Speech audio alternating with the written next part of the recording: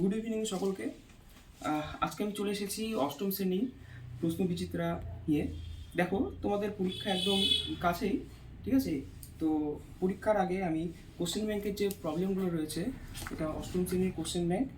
এই কোশ্চেন ব্যাংকের যে প্রবলেমগুলো রয়েছে এগুলো তোমাদের সঙ্গে আলোচনা করবো, ঠিক আছে? তো ফার্স্ট এসি ইনস্টিটিউশন মালদা এর কোশ্চেনগুলো আমরা সলভ করছি, ঠিক আছে? 1 নম্বর, 1-1 ফার্স্ট কোশ্চেন বলেছে প্রদত্ত সংখ্যাগুলির মধ্যে কোনটি পূর্ণঘন সংখ্যা নয়। পূর্ণঘন সংখ্যা মানে যে সংখ্যা ধরো 8, একই সংখ্যা যদি 3বার গুণ করা যায়, ঠিক আছে, তবে তাকে বলা হবে পূর্ণঘন সংখ্যা। যেমন 8, 3টা 2-এর গুণফল হিসাবে আমরা 8 পাই, ঠিক আছে? তো এবার দেখো এখানে যে আমার হচ্ছে অপশনগুলো রয়েছে না, সেই অপশনগুলো দেখছি। 64 যেমন 4 × 4 × 4, অর্থাৎ 64 হচ্ছে পূর্ণঘন সংখ্যা, ঠিক আছে? 125 এটা মানে 5 × 5 × 5, এটা পূর্ণঘন সংখ্যা।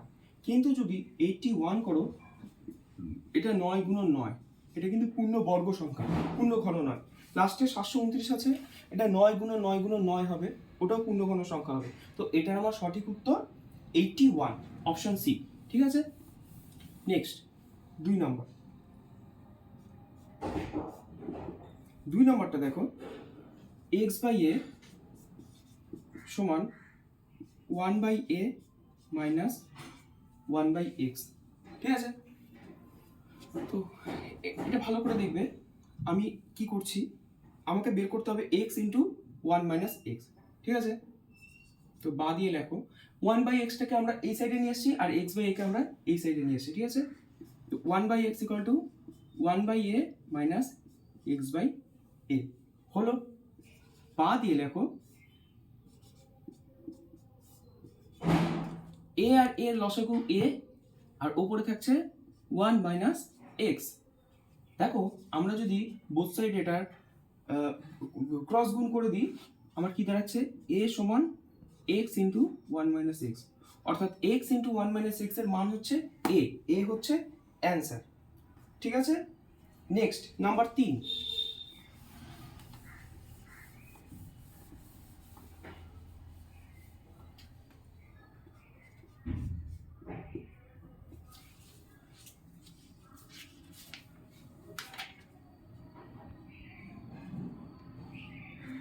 নাম্বার 3 দেখো কি বলেছে, প্রদত্ত সংখ্যাগুলির মধ্যে কোনটি মূলত সংখ্যা নয়।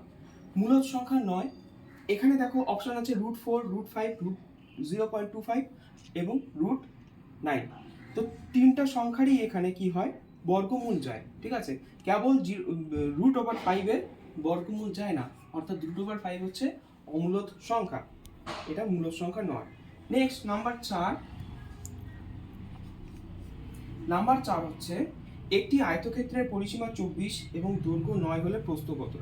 দেখো পরিসীমার দৈর্ঘ্য দেওয়া থাকলে প্রস্থ বের করার নিয়ম, পরিসীমার অর্ধেক করতে হবে, অর্ধেক করে সেখান থেকে দৈর্ঘ্য বিয়োগ করে দিলে আমরা প্রস্থ পাবো, ঠিক আছে? তো পরিসীমার অর্ধেক 24/2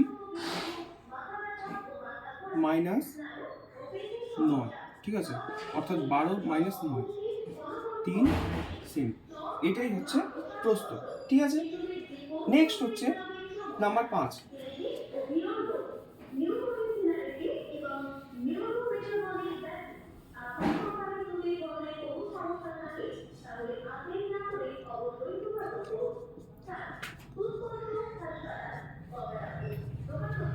নাম্বার 5-এ দেখো x³ - 1 এর মান কত। এটা আমরা কি করছি, এটার লসাগু করে দিলাম। x এর নিচে কিছু নাই মানে আমরা 1 ধরে নিব। তো লসাগু হবে x, উপরে থাকবে x² + 1 = -1। বা এই x টা বাই আছে, এটা এদিকে গেলে গুণ হয়ে যাবে। তো x² + 1, অর্থাৎ ডান দিকে যদি চলে যায় -1 এর সাথে x গুণ হয়ে যাবে, বা x² + 1 = -x। এবার সবগুলো একদিকে নিয়ে আসছি, x² + x + 1 = 0। আমার মান বের করতে হবে x³ - 1, x³ - 1 = x - 1।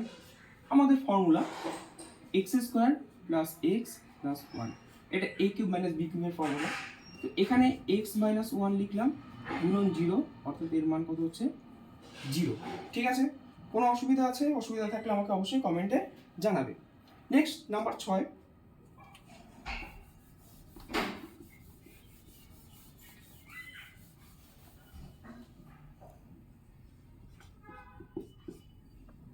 শতকরা হিসাবে 25% হলে পাইচিত্রের বৃত্তকলার কেন্দ্রীয় কোণ কত হবে? তো 25% মানে কি 25/100, এর কেন্দ্রীয় কোণ কি হবে? কেন্দ্রীয় কোণ বের করতে হলে আমার 360 দিয়ে গুণ করতে হবে। ঠিক আছে, তো 25 দিয়ে 100 কাটলে হয় 4, 4 দিয়ে 360কে গুণ করলে হবে 90, অর্থাৎ 90 ডিগ্রি। ঠিক আছে, নেক্সট কোশ্চেন, রম্বসের কর্ণদ্বয়ের মধ্যবর্তী কোণের মান কত? রম্বসের কর্ণদ্বয় পরস্পরকে সমকোণে সমদ্বিখণ্ডিত করে, অর্থাৎ কর্ণদ্বয়ের মধ্যবর্তী কোণের মান হবে 90 ডিগ্রি। ঠিক আছে, নেক্সট, দুটি পূরক কোণের একটি অপরটির 5 গুণ হলে কোণ দুটির মান কত হবে? তো দুটা পূরক কোণ একটা অপরটার 5 গুণ।